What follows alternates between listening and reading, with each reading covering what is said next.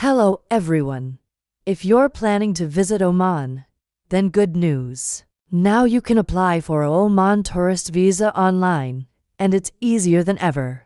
Yes, you can now apply for a visa just by sitting at home or anywhere, anytime. Just go to www.choudharynin and it's simple, fast and 100% online. Here you have 3 options for the Oman Tourist Visa: 10 days visa, 30 days visa, or a 3 months visit visa. All of these are single entry visas.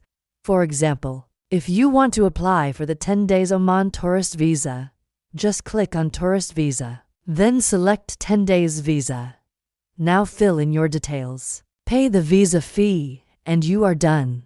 It's that simple. Let me show you what all documents are required for this. You will need a clear passport copy and a recent passport size photograph. The visa fee is 3,800 rupees, and the processing time is 3 working days. After clicking Apply Now, send your documents via WhatsApp and complete the payment. And that's it.